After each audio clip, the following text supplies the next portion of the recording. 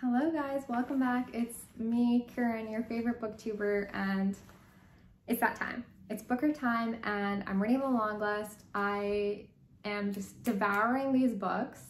I'm having a lot of fun.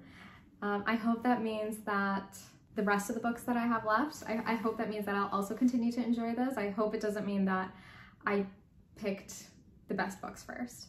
Okay, but today, on that note, today we're going to be talking about The Gospel According to the New World by Maryse Conde. This was translated by her husband, Richard Philcox. This tells a story of, thematically, once again, this goes back to motherhood, but also like fatherhood, and what does it mean to be a child if you don't know your origins.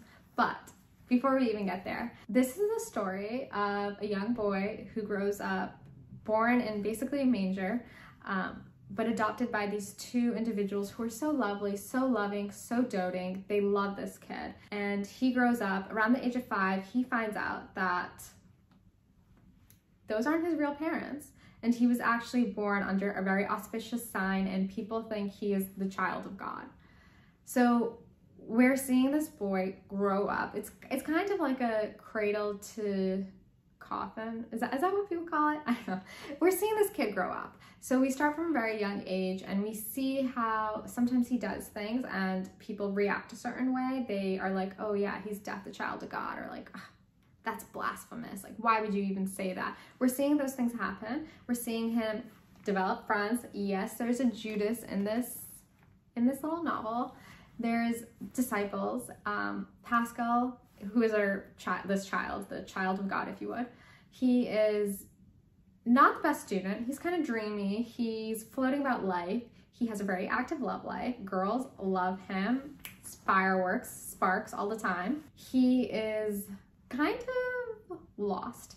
He is helped along by these angels, if you would. This one angel in particular who later says, hey, by the way, I'm your uncle. It's just a very fun book. I would say it's quite, you have to give it some time, but then once you get used to it, you get used to this very like fast pace that we're moving along. You kind of see the humor in it. There's a lot of humor in here. I really loved when the characters will unironically repeat, famous lines from the gospel, and to see how they twist it is just so marvelous.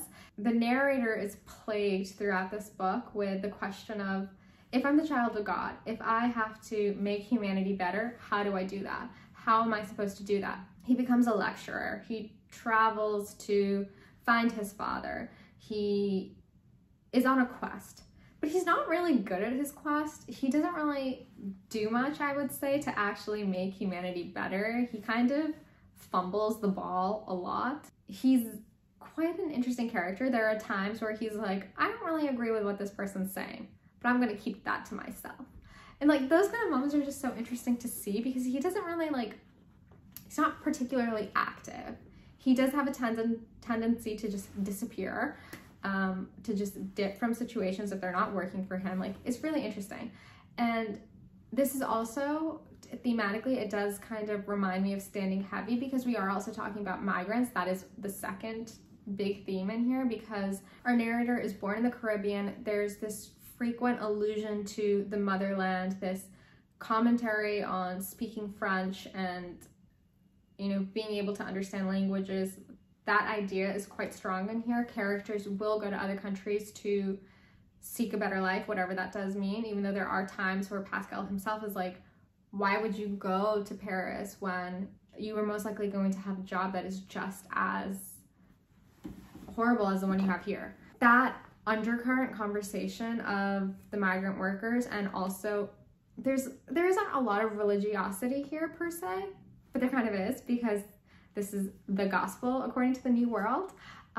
We're seeing Pascal also kind of figure out what makes good humans and what conditions, governmental, or he does end up at one time, he ends up staying at this commune where it's like a perfect world, but only if you act a certain way. And so once he leaves from that, he's wondering like, okay, if that system didn't work, what will work? What are the building blocks that you need. And this theme that's repeated throughout here that Pascal's guides kind of try to tell him is that there's free will. Your father gives you free will. It is up to you to decide what you're gonna do. And I don't want to talk about the ending, but like I really want to, but I want you guys to read this. And if you do read it, let me know in the comments. Let me know what your thoughts are. I would say that I do want to repeat that I do think you need to give this novel a chance. It probably won't grip you in the first 50 pages, but if you just allow yourself to be like swept along and just on the ride, because things move very fast in this novel. You don't stay anywhere very long. If you just let yourself go with it, I think you'll enjoy it. Because it is quite funny and interesting, and I thought it was a lot of fun, and I hope you guys enjoy it. If you did, if you didn't, let me know in the comments, and I will see you guys soon with another video. Thank you.